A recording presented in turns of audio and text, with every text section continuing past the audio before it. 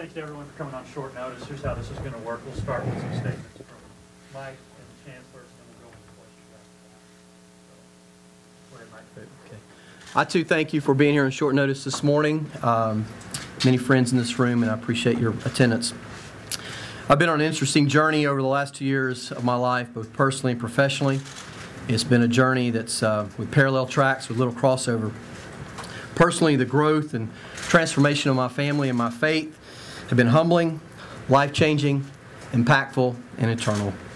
My visit to Africa in January brought new perspective on matters of life and death, what poverty means or doesn't mean, and what true community looks like. I'm forever affected by the things I saw and experienced there. At the same time, I've never experienced more challenge or frustration in my 26 years of professional life than during the last 18 months. I accept the responsibility for the things that have led to some of these challenges. Ultimately, I think today was inevitable based upon today's operating environment in college athletics. Jeremiah 29:11 through 13 in the Bible says, "I know the plans I have for you, declares the Lord.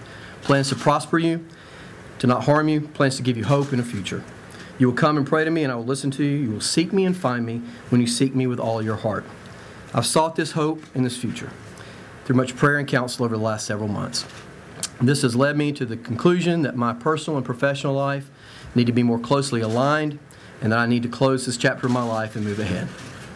Last week, I approached Chancellor Jimmy Cheek about the possibility of tendering my resignation. The last several years at UT have been marked by turmoil, fractures, and the development of camps. This is not healthy, nor is it productive for our university. During the last 3 months in particular, I myself have become a lightning rod for negative attention, and that's a major distraction for the many positive things that are going on in athletics and on our campus.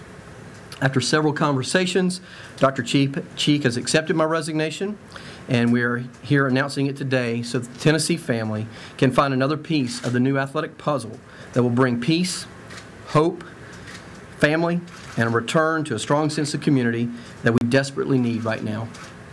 We have a great staff and coaches who operate with integrity and can bring stability that is called for in times like this. We have a tremendous fan base, and I'm asking you to rally your support behind Coach Dooley, Coach Martin, Coach Summit, and all of our other head coaches and their respective teams as we move forward to a much better time that is just on the horizon. I'd also ask that you give that same support to the new athletic director, to Dr. Cheek and Dr. DiPietro as they try to provide leadership in this effort. I've spent 19 years of my life in this athletic program, which is almost my entire professional career. I leave with so many great memories of great performances and wins, both expected and unexpected, championships, new facilities, new programs implemented, friendships that will last forever, and relationships built with rival institutions. However, my greatest joy remains today as the same reason I was enthralled with college athletics in the beginning, the opportunity to see lives change for the better. So many young men and women come here as kids and leave as adults. Many come from first-generation college attendees. College athletics provides an avenue for their dreams to be realized and their lives to be forever altered for the good. And despite popular rhetoric, there are many, many more stories that reflect this than have ever been shared or detailed. My family and I love the University of Tennessee, and we love Knoxville. We've poured our lives over the last 19 years out to try to make this a better community, a better athletic program, and a better university, often at a detriment to our own family. We'll forever cherish the time here, and we'll be eternally grateful to Doug Dickey for taking a chance on a young 28-year-old in 1992. Serving as the athletic director at the University of Tennessee the last 8 years has been an incredible daily leadership lesson and a dream come true that I could never and would never trade for anything. And I appreciate everyone who has walked alongside me on that path. You are without a doubt the best staff, the best coaches, student athletes, and fans in America. And my prayers are for peace, discernment, contentment, community, transformation, and healing. Thank you, and go Vols.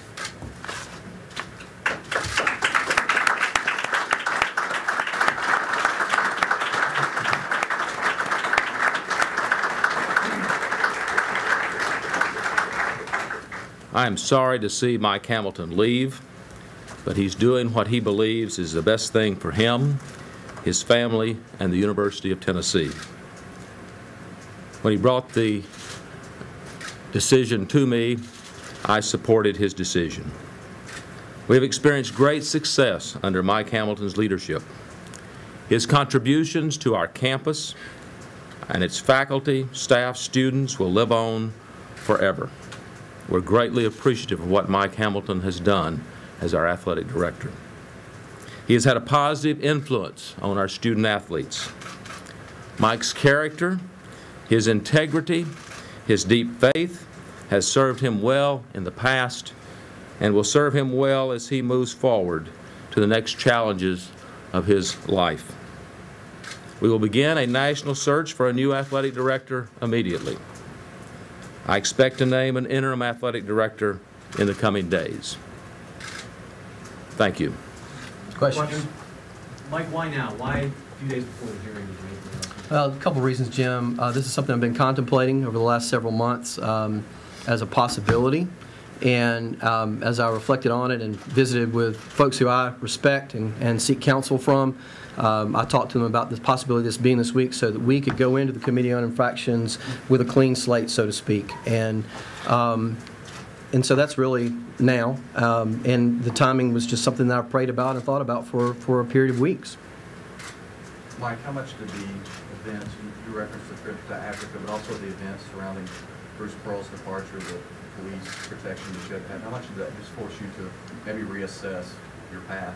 I think it's a good question. I think that it helped me certainly to learn to put life in perspective, learn to put jobs in perspective. I probably haven't been the best husband I could be over the last couple of years, the best father I could be over the last couple of years, and I think there's some things that are critically important, that are lasting, eternal lasting, and so there's no doubt that had a role in this decision ultimately. Does that change your mind of would you want to be an athletic director again, or do you want to take a different path from here? You know, every job I've ever had, I've ended one job on a Friday and started the next one on a Monday. I'm not going to do that in this situation.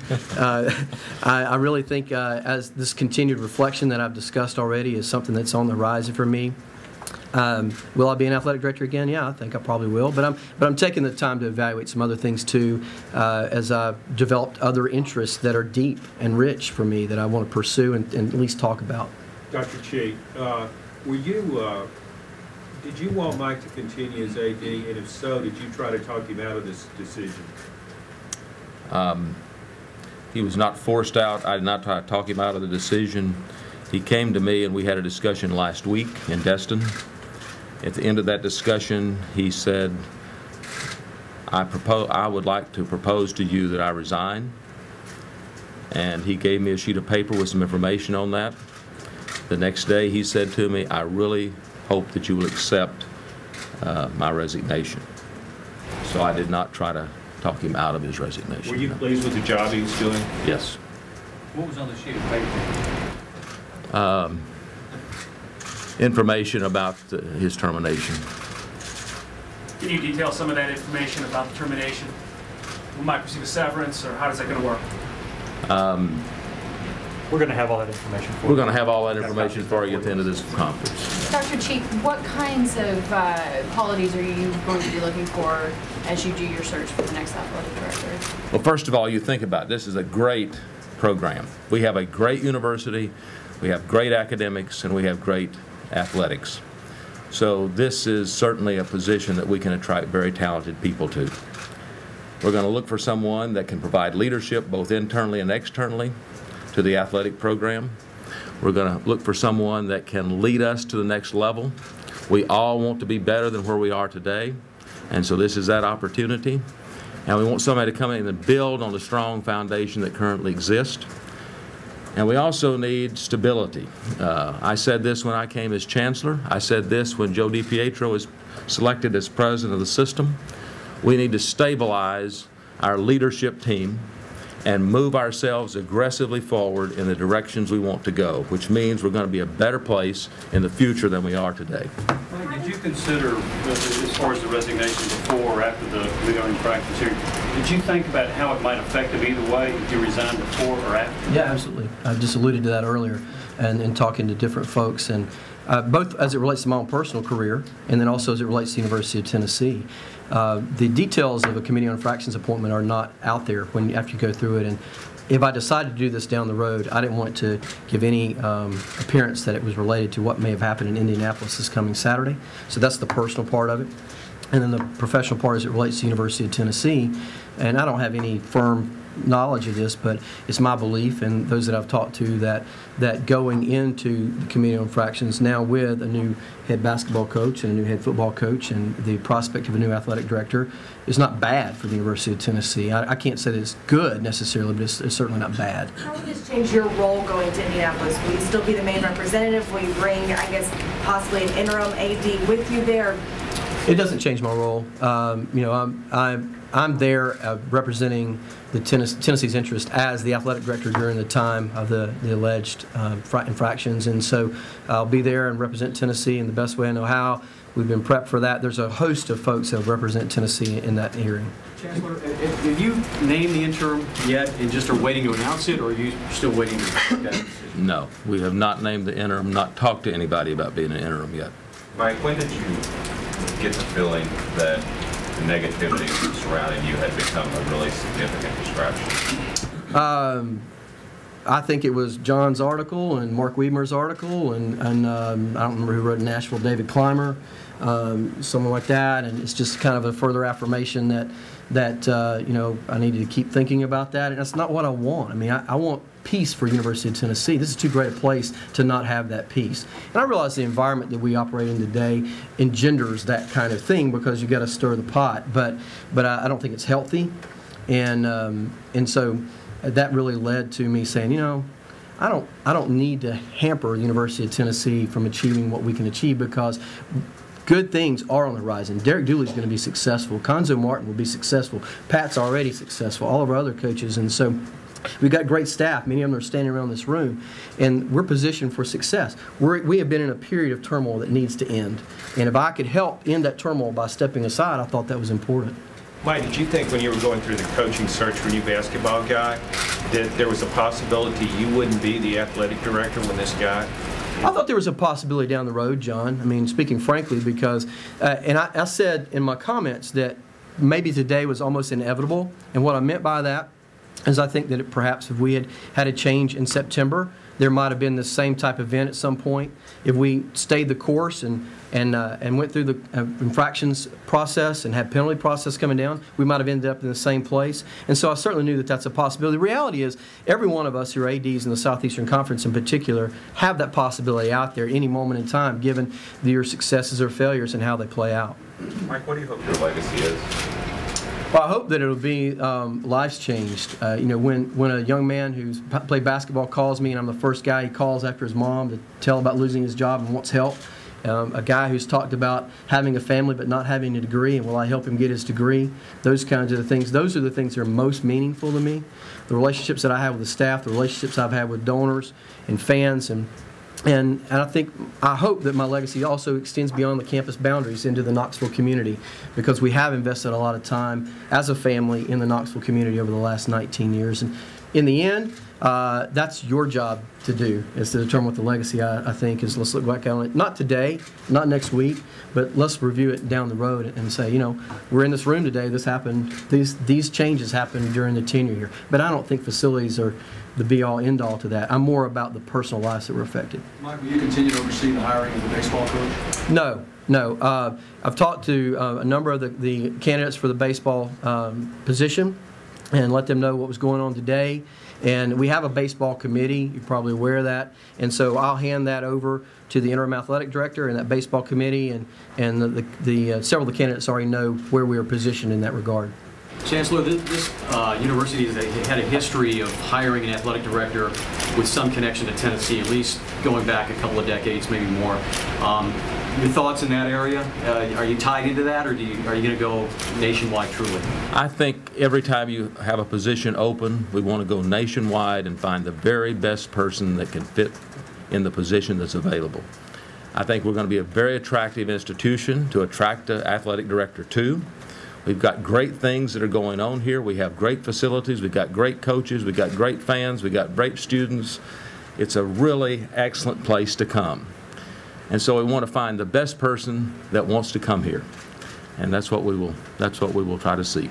Dr. Sheik, in case you never know, Mike talked about the uncertainty of the position as AD. Did you have a list of names that you might consider possibilities just in case Mike did choose to step down? No, I do not. Is there a timetable on hiring? I would hope that we'd have somebody hired by the time football season begins. Would that be before, does the penalties come in with that? Would you want to make it after that or before the penalties? No, I think, you know, once we go to the NCAA Committee on Infractions this weekend, we're not sure what that time frame's going to be.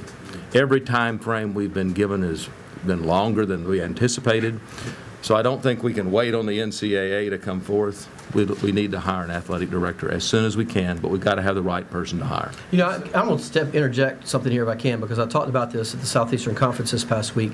The length of these investigations is problematic in college athletics.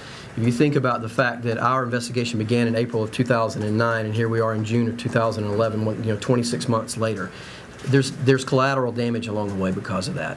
And certainly the NCAA should take their time to make sure that everything is investigated thoroughly, but I also think that there are folks that are hurt along the way because of the length of time. Assumptions are made, often they're incorrect assumptions, and we visited with the NCAA a little bit about that last week, and I'm going to have the opportunity to speak Saturday, and that's one of the things I want to mention as well in my time there. Do you think that's ultimately the biggest punishment that comes out of the NCAA? It's just the length of time that it goes on? I think it's certainly one of the biggest punishments, because there's been, we have been in the cycle, that we got our letter of official inquiry in August, September of last year. The premise or the possibility of this investigation was much earlier than that, and that's damaging to an institution. A couple more. Said that you will do a nationwide search. Does that mean you will or will not consider candidates from on campus? We'll consider any candidate anywhere they're located, but we will look nationally for the person.